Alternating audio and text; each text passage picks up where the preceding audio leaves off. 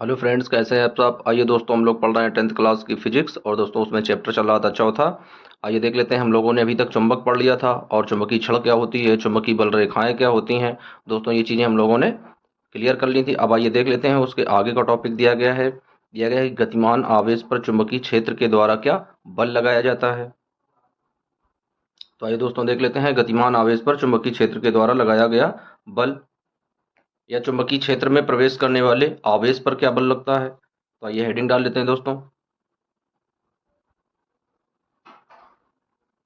गतिमान आवेश पर गतिमान आवेश पर चुंबकीय क्षेत्र के द्वारा चुंबकीय क्षेत्र के द्वारा चुंबकीय क्षेत्र के द्वारा लगने वाला बल लगने वाला बल। तो दोस्तों ये हेडिंग है, गतिमान आवेश पर चुंबकीय क्षेत्र के द्वारा लगने वाला बल। अब आइए दोस्तों देख लेते हैं किस तरीके से इसका डेरिवेशन बनेगा। दोस्तों लिखेंगे यह बल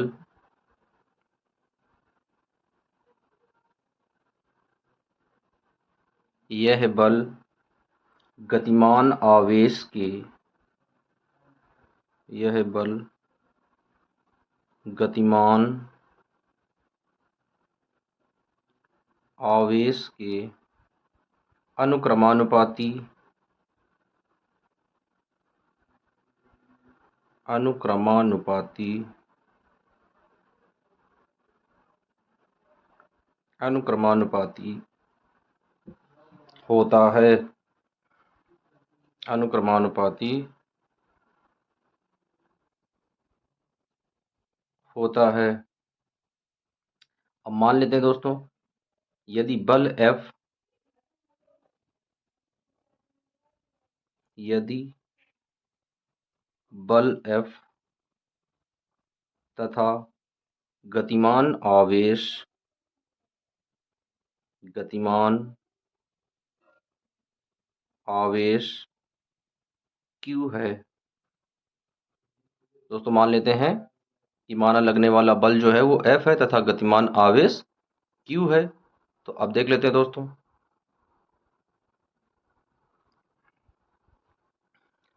यह बल गतिमान आवेश के अनुक्रमानुपाती होता है। यदि बल F तथा गतिमान आवेश Q है तो यह बल क्या हो जाएगा दोस्तों, तो बल हो जाएगा, बल के लिए F लिखते हैं तो F। अब इस तरीके से अनुक्रमानुपाती का चिन्ह बनाएंगे और यहाँ पर आवेश के अनुक्रमानुपाती हो जाएगा और इसे मान लेंगे इक्वेशन नंबर फर्स्ट। अब आइए देख लेते हैं आगे। यह बल यह बल चुंबकीय क्षेत्र यह बल चुंबकीय क्षेत्र के अनुक्रमानुपाती होता है अनुक्रमानुपाती होता है। यह बल क्या होता है, चुंबकीय क्षेत्र के भी अनुक्रमानुपाती होता है। तो लिख लेते हैं दोस्तों, यह बल चुंबकीय क्षेत्र के अनुक्रमानुपाती होता है। यदि बल F यदि बल F है और और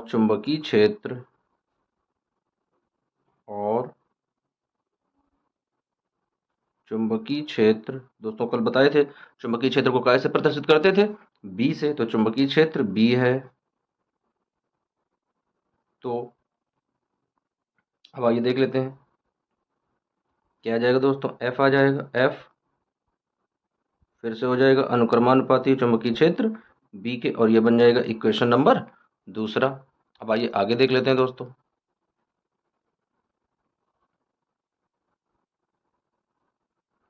यह बल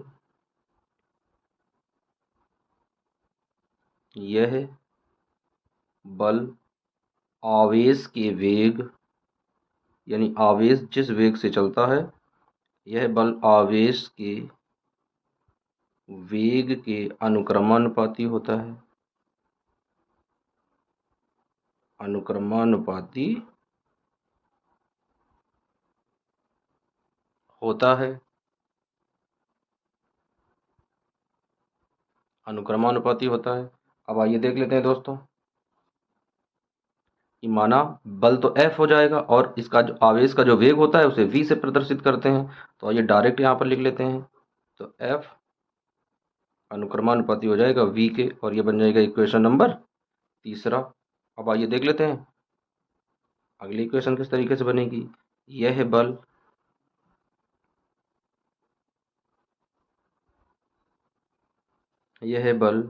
गतिमान आवेश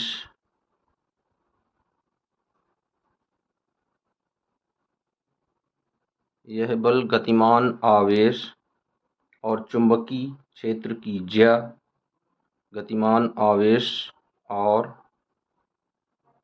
चुंबकीय क्षेत्र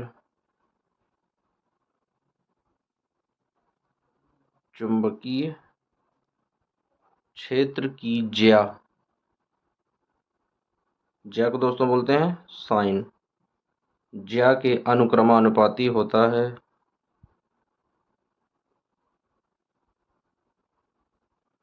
ज्या के अनुक्रमानुपाती होता है।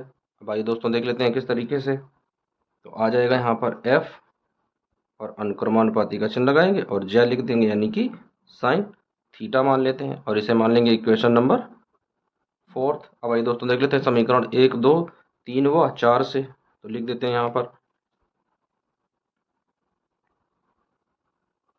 समीकरण 1, 2, 3 व 4 से। अब देख लेते हैं दोनों कौन कौन से समीकरण दिए गए हैं। पहला समीकरण देख लेते हैं, क्या दिया गया है दोस्तों, F अनुक्रमानुपाती, क्या दिया गया है, Q दिया गया है, फिर उसके बाद में क्या दोस्तों दिया गया है, B दिया गया है, फिर उसके बाद में V दिया गया है, उसके बाद में साइन थीटा दिया गया। तो सभी को एक साथ में रख लेते हैं। अब आइए इनका गुणा करा देते हैं दोस्तों। तो क्या आ जाएगा, F अनुक्रमानुपाती, Q पहले लिख लेते हैं, V लिख लेंगे, B लिख लेंगे, QEB साइन थीटा, इस तरीके से। अब दोस्तों क्या करते हैं, जहाँ पर यह चिन्ह लगा होता है इस चिन्ह को हटाकर कोई ना कोई एक नियतांक रखते हैं। तो एक नियतांक रख देंगे, तो आ जाएगा F बराबर KQVB साइन थीटा। अब लिख लेंगे दोस्तों, जहाँ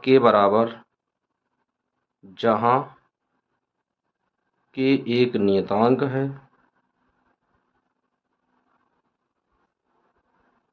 जहाँ K क्या है, जहाँ K एक नियतांक है, इसका मान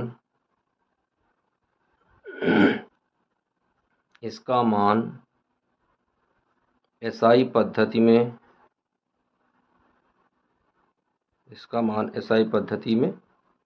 एक होता है। तो आइए इसका मान रख देते हैं दोस्तों। तो क्या आ जाएगा, यहाँ पर आ जाएगा F इक्वल टू K की जगह एक मान रख देंगे, तो आंसर वही आ जाएगा QVB, और आगे आ जाएगा साइन थीटा। अब इसे क्या करते हैं, इसे इस तरीके से बंद कर देते हैं दोस्तों, इस तरीके से। अब यदि इसे सदिश रूप में लिखेंगे तो यहाँ लिख लेते हैं, सदिश रूप में लिखने पर सदिश रूप में तो आ जाएगा दोस्तों F vector equal to Q तो बाहर हो जाएगा। अब यहाँ पर वेग ये सदिश है इंटू B ये भी सदिश है, बंद कर देंगे। और जब इनका वेक्टर में करते हैं दोस्तों तो साइन थीटा का लोप हो जाता है, क्योंकि जब ये हटाएंगे तो साइन थीटा लगाएंगे, इस तरीके से। तो ये इनका सदिश रूप है दोस्तों।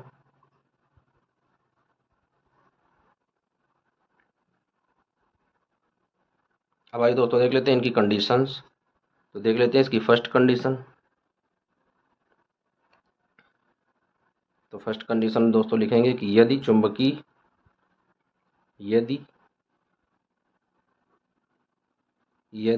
गतिमान आवेश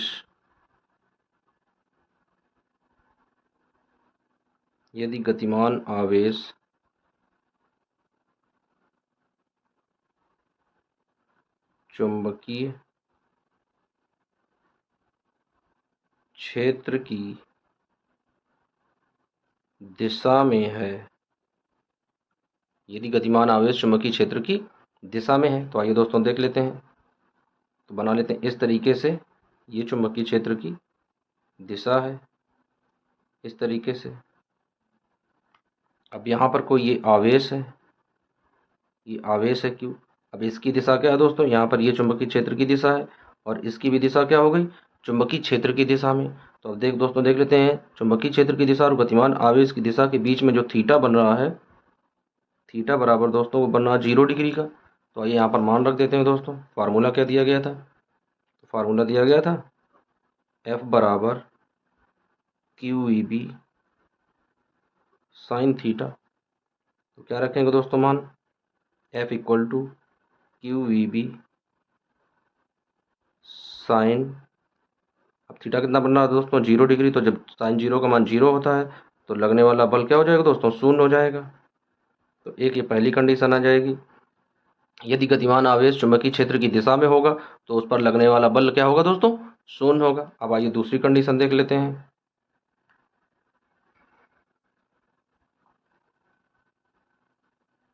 दूसरी कंडीशन यहीं पर समझ लेते हैं इस तरीके से। यदि गतिमान आवेश, क्या लिखेंगे, यदि गतिमान आवेश चुंबकीय क्षेत्र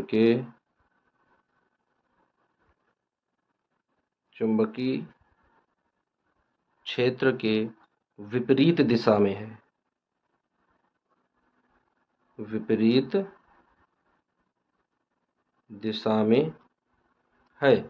तो आइए दोस्तों देख लेते हैं, यदि आवेश जो है कहाँ है, चुंबकीय क्षेत्र के विपरीत दिशा में है, तो देख लेते हैं लगने वाला बल क्या होगा।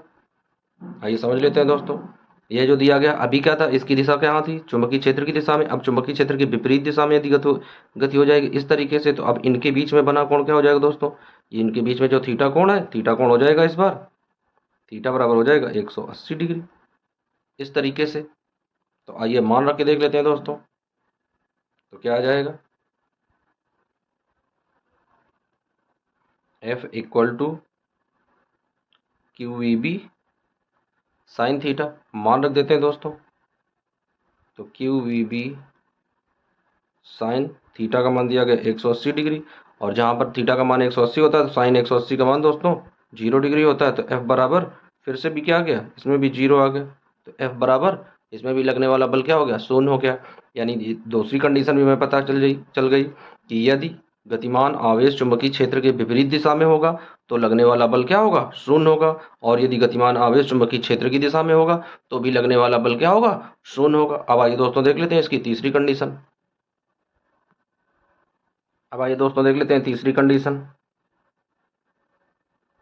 तो तीसरी कंडीशन क्या दी गई है, यदि गतिमान आवेश, तीसरी कंडीशन में दोस्तों दिया गया है यदि गतिमान आवेश चुंबकीय क्षेत्र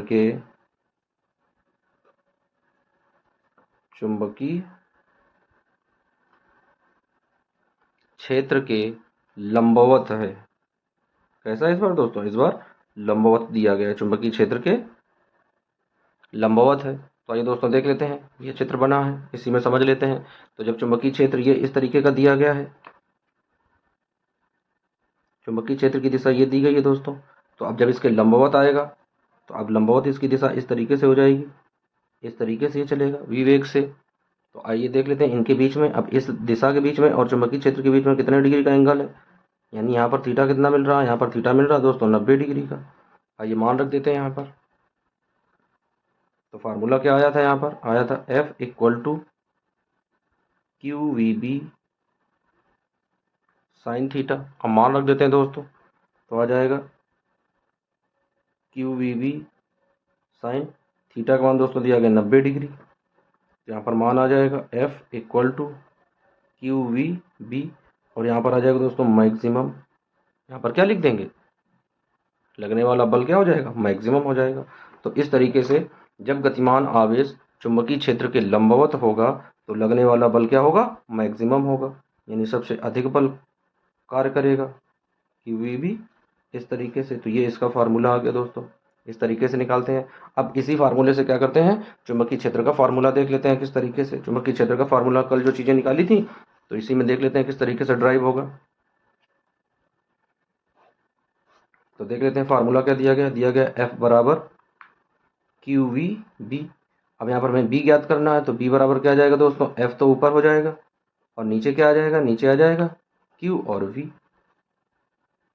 अब आइए इनके मान देख लेते हैं दोस्तों। तो इसका मात्रक क्या बनेगा, यहाँ पर तो एफ बल दिया गया, बल का मात्रक क्या होता है, न्यूटन होता है प्रति।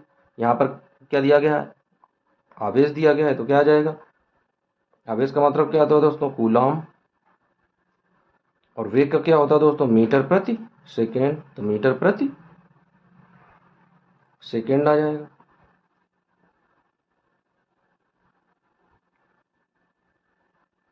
तो इस तरीके से दोस्तों ये फार्मूला मिल जाता है चुंबकीय क्षेत्र का, या इसे क्या बोलते हैं, या इसे बोलते हैं टेस्ला, इस तरीके से। अब आइए दोस्तों देख लेते हैं गतिमान आवेश पर चुंबकीय क्षेत्र के द्वारा लगने वाला बल, और उसका फार्मूला हमने देख लिया, जिससे तीन चीजें निष्कर्ष में आई कि यदि किसी भी चुंबकीय क्षेत्र में कोई गतिमान आवेश है, यदि चुंबकीय क्षेत्र की दिशा में होगा तो उस पर लगने वाला बल शून्य होगा, और यदि गतिमान आवेश चुंबकीय क्षेत्र के विपरीत दिशा में होगा तो भी लगने वाला बल क्या होगा, शून्य होगा। और यदि गतिमान आवेश चुंबकीय क्षेत्र के लंबवत होगा तो उस पर लगने वाला बल सबसे मैक्सिमम होगा, यानी लगने वाला बल जो है वो सबसे अधिकतम होगा। अब आइए दोस्तों देख लेते हैं अगला नियम। अब आइए दोस्तों देख लेते हैं दूसरा नियम। तो दूसरा दिया गया है, दूसरी हेडिंग डाल लेते हैं। तो दूसरी हेडिंग दोस्तों दी गई है चुंबकीय क्षेत्र में रखे, तो हेडिंग बना लेते हैं चुंबकीय क्षेत्र में रखे, चुंबकीय क्षेत्र में रखे धारावाही चालक पर, धारावाही चालक पर बल। तो ये दोस्तों देख लेते हैं चुंबकीय क्षेत्र में रखे धारावाही चालक पर किस तरीके से बल आरोपित होता है, आइए उसे समझ लेते हैं। तो ये दोस्तों देख लेते हैं, यहाँ पर बना देते हैं एक चुंबकीय क्षेत्र बना देते हैं किस तरीके से, ये चुंबकीय क्षेत्र की दिशा है,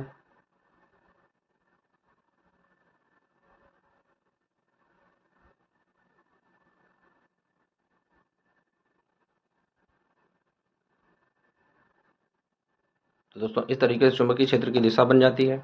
अब इसी में क्या करते हैं, एक चालक रख देते हैं, ये यहाँ पर लिख देते हैं चुंबकीय क्षेत्र बी से लिखते हैं, तो बी से प्रदर्शित कर देते हैं। अब इसी चुंबकीय क्षेत्र के बीच में एक चालक रख देते हैं,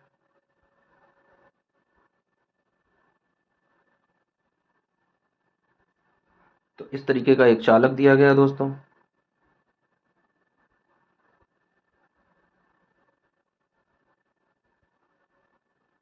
इस तरीके का एक चालक तार है, इसकी लंबाई देख लेते हैं,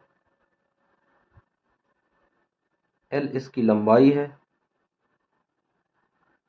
अब यहाँ पर देख लेते हैं, यहाँ पर ये बल दिया गया है एफ। ये दोस्तों देख लेते हैं, ये दिया गया है ए, यानी अनुप्रस्थ काट का क्षेत्रफल, इसे लिखते हैं अनुप्रस्थ काट का क्षेत्रफल।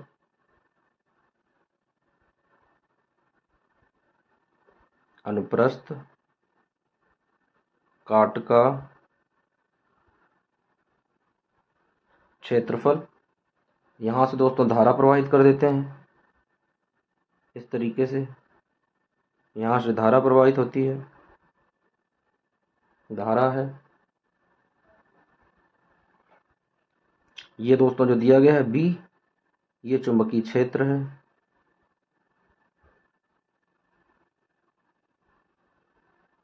ये चुंबकीय क्षेत्र दिया गया है इस तरीके से।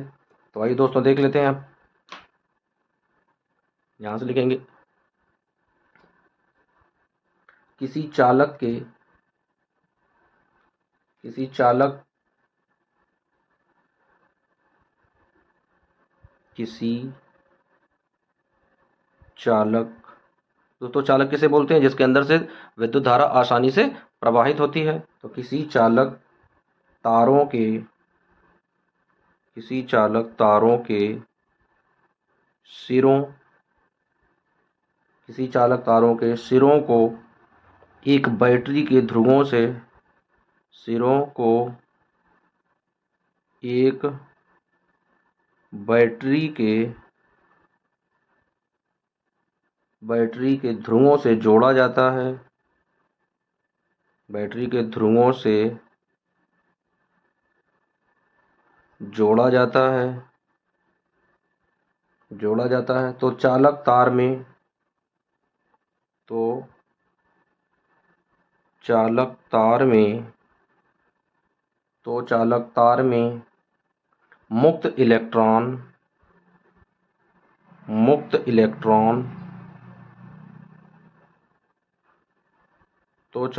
में मुक्त इलेक्ट्रॉन एक निश्चित वेग से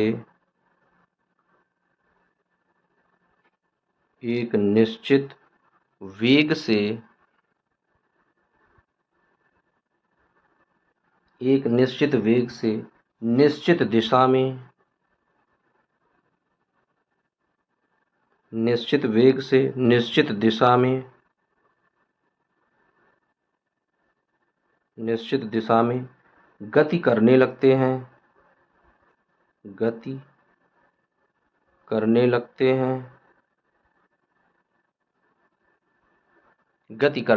अब आइए दोस्तों देख लेते हैं, चुंबकीय क्षेत्र में यह एक चालक रखा है। अब आइए देख लेते हैं, इस चालक को क्या करते हैं, जैसे ही किसी बैटरी के ध्रुवों से जोड़ देते हैं। यानी इस तरीके से कोई ये एक चालक तार दिया गया है, इस तरीके से। अब इसे क्या करेंगे दोस्तों, इसे बैटरी के ध्रुवों से जोड़ देंगे।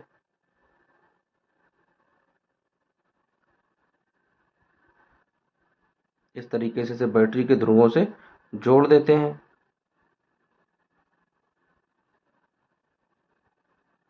इसे बैटरी के ध्रुवों से जोड़ देंगे तो क्या होगा, इस चालक तार में धारा प्रवाहित होने लगी। यानी ये चालक तार मान लेते हैं ए और बी के मध्य दिया गया है। तो इस चालक तार में क्या होता है, धारा प्रवाहित होने लगती है इस तरीके से। और इस चालक तार के अंदर जो इलेक्ट्रॉन होते हैं, मान लेते हैं इस चालक तार के अंदर जो इलेक्ट्रॉन है, समझाने के लिए दोस्तों बनाए दे रहे हैं इस तरीके से। तो इलेक्ट्रॉन जो है वो इलेक्ट्रॉन ऋणात्मक होता है तो धनात्मक की ओर आकर्षित होता है। तो इस तरीके से जितने भी इलेक्ट्रॉन होते हैं, मुक्त इलेक्ट्रॉन, वो एक निश्चित दिशा में गति करने लगते हैं और ये बैटरी के धनात्मक टर्मिनल की ओर चलने लगते हैं। तो वैद्युत धारा प्रवाहित होने लगती है। उसी तरीके से एक धारावाही चालक चुंबकीय क्षेत्र में रखा है, तो इस पर लगने वाला बल क्या होगा, तो आइए दोस्तों देख लेते हैं। चुंबकीय क्षेत्र के द्वारा लगने वाला बल क्या लिखेंगे दोस्तों, चुंबकीय क्षेत्र के द्वारा, ये चुंबकीय क्षेत्र जो दिया गया है इसके पहले वाले समझ चुके हैं, इसके पहले वाली हेडिंग में। चुंबकीय क्षेत्र के द्वारा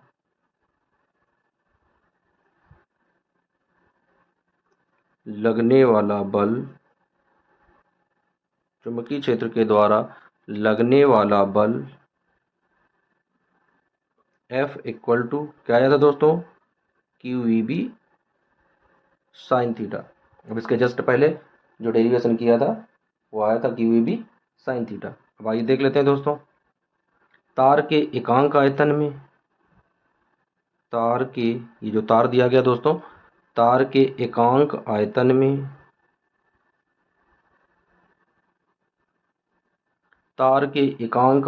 में, उपस्थित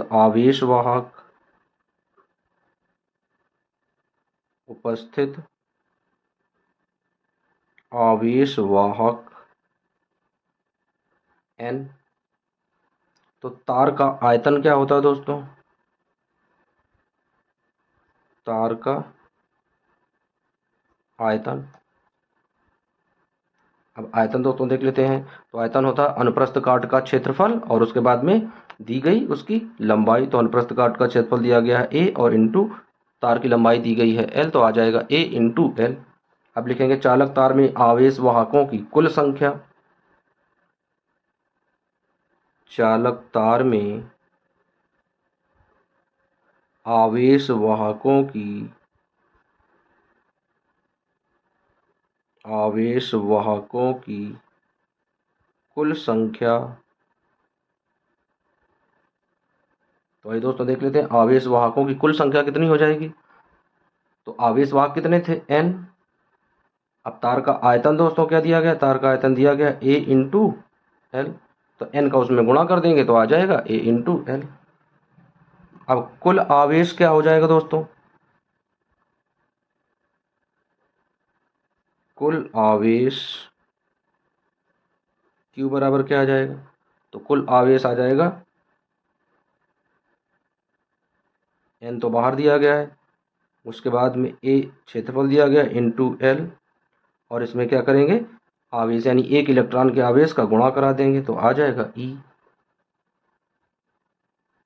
तो अब गुणा करने पर दोस्तों Q बराबर क्या मान आ जाएगा, यहाँ पर आ जाएगा n, ये E आ जाएगा NeA, और ये क्या दिया गया दोस्तों L, तो NeAL आ जाएगा।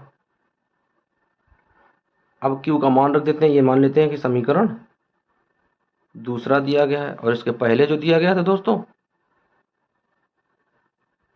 F बराबर QEB साइन थीटा, ये समीकरण 2 था।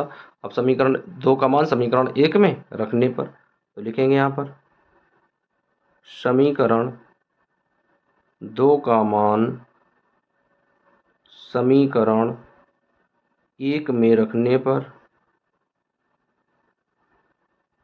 1 में रखने पर आइए मान रख देते हैं दोस्तों, क्या दिया गया है, F बराबर QEB साइन थीटा। तो क्या आ जाएगा दोस्तों, F बराबर Q का मान दिया गया तो Q का मान आ जाएगा NeAL into VB sign theta. अब दोस्तों इन्हें एक साथ में रख लेते हैं तो आ जाएगा NeAVLB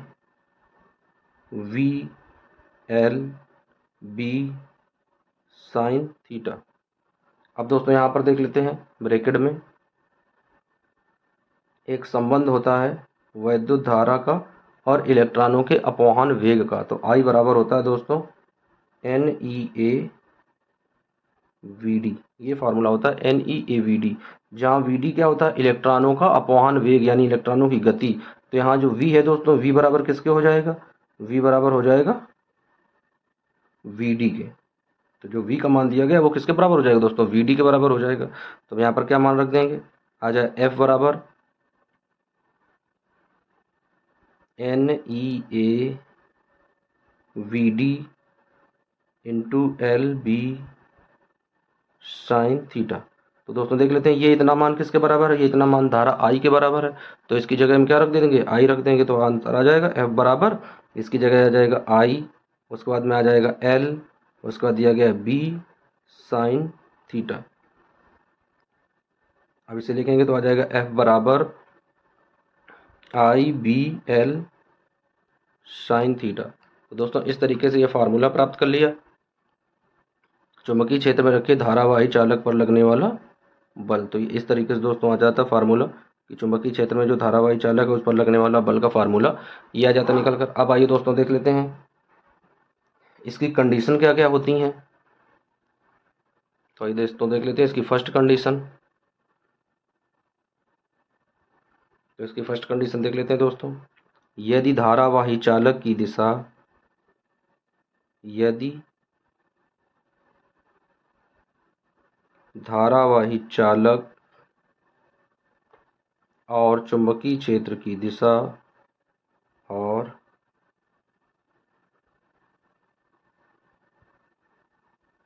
चुंबकीय क्षेत्र की दिशा समान है, क्या है दोस्तों, समान है, तो क्या होगा, F बराबर IBL साइन थीटा। तो आइए दोस्तों देख लेते हैं चित्र में ऊपर इस तरीके से। दोस्तों ये चुंबकीय क्षेत्र है काली वाली लेने, और ये इस तरीके से चालक तार रखा है। अब कह रहा है कि ये चालक तार और चुंबकीय क्षेत्र की दिशा समान हो जाएगी। तो जब दिशा दोनों की समान हो जाएगी तो इनके बीच में जो ये एंगल बना रहा है, इस तरीके से जो एंगल बन रहा है, तो ये भी जब इसी दिशा में आ जाएगा तो थीटा क्या हो जाएगा दोस्तों, यहाँ पर थीटा दोस्तों यहाँ पर आ जाएगा 0 डिग्री। अब आइए इस थीटा का मान 0 डिग्री में देख लेते हैं किस तरीके से इसका आंसर आएगा। दोस्तों ये दिया गया है एफ बराबर आई बी एल साइन थीटा, तो मान रख देते हैं। तो क्या आ जाएगा आई बी एल साइन, और थीटा का मान क्या दोस्तों 0 डिग्री। तो जब 0 डिग्री मान है, साइन 0 का मान 0 होता है, तो ये पूरा मान कितना हो जाएगा एफ बराबर 0 हो जाएगा। तो इसका पहला निष्कर्ष क्या आ गया कि यदि धारावाही चालक और चुंबकीय क्षेत्र की दिशा समान है तो लगने वाला बल क्या होगा, शून्य होगा। अब आइए इसकी दूसरी कंडीशन देख लेते हैं दोस्तों। इसकी दूसरी कंडीशन देख लेते हैं। दूसरी कंडीशन क्या होगी, दूसरी कंडीशन होगी यदि यदि धारावाही यदि धारावाही चालक और यदि धारावाही चालक और चुंबकीय क्षेत्र यदि धारावाही चालक और चुंबकीय क्षेत्र एक दूसरे के विपरीत हैं, एक दूसरे के विपरीत हैं।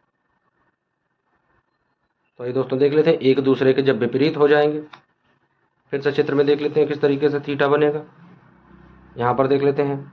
अब इस दिशा में दिया गया है चुंबकीय क्षेत्र ब्लैक वाला, और ये रेड दिया गया है, ये एक धारावाही चालक है। जब इसे इसके विपरीत दिशा में कर देंगे तो जो विपरीत दिशा में हो जाएगा इस तरीके से, यानी इधर की ओर ये बी है, चुंबकीय क्षेत्र दिया गया है। अब इधर की ओर ये चालक की दिशा हो जाएगी, तो इन दोनों के बीच में बनने वाला कोण जो है थीटा आ जाएगा 180 डिग्री। तो यहाँ पर दोस्तों थीटा का मान आ जाएगा 180 डिग्री। अब आइए मान रख लेते हैं।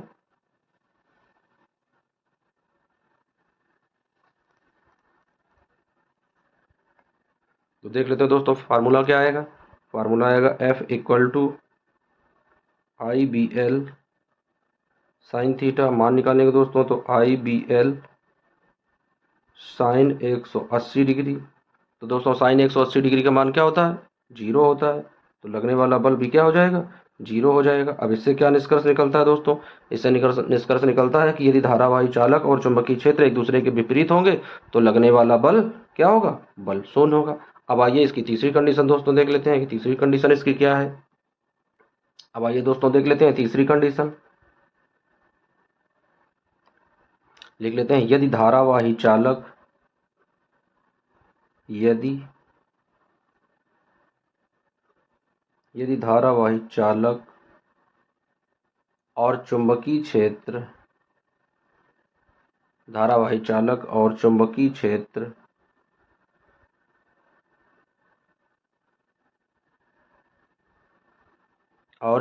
क्षेत्र एक दूसरे के लंबवत हों, एक दूसरे के लंबवत हों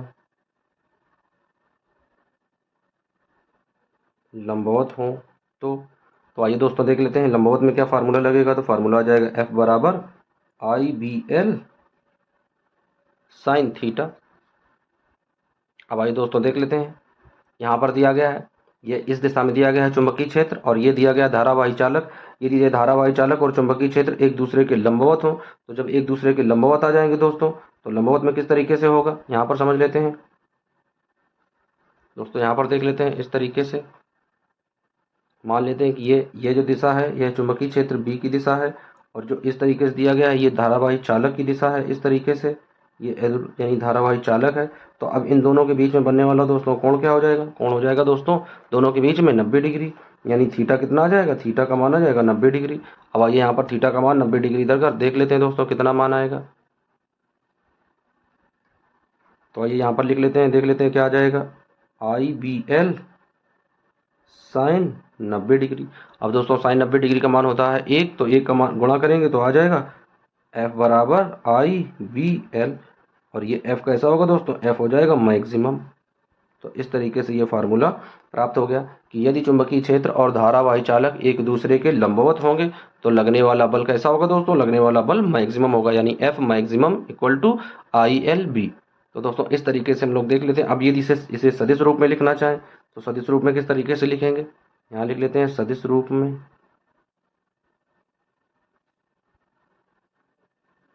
सदिश रूप में तो ये दोस्तों देख लेते हैं सदिश रूप में क्या हो जाएगा। तो सदिश रूप में आ जाएगा यहाँ पर एफ वेक्टर इक्वल टू, दोस्तों आई जो दिया गया है वैद्युत धारा, ये धारा है, ये तो अदिश राशि होती है बाहर आ जाएगा, अंदर क्या बचेगा दोस्तों, बी बचेगा। तो B vector into L vector, इस तरीके से ये सदिश रूप में आ जाएगा। तो दोस्तों इस तरीके से हम लोगों ने चुंबकीय क्षेत्र में रखे धारावाही चालक पर लगने वाले बल की गणना कर ली। दोस्तों यदि आप लोगों को वीडियो अच्छा लगा हो और ये चीज़ें अच्छे से समझ में आई हो तो एक बार वीडियो को लाइक कर दें और चैनल को सब्सक्राइब कर दें। दोस्तों इसके आगे के जो भी पॉइंट होंगे, जो भी टॉपिक होंगे, उनके लिए मिलते हैं दूसरे वीडियो में। जब तक के लिए टेक केयर दोस्तों।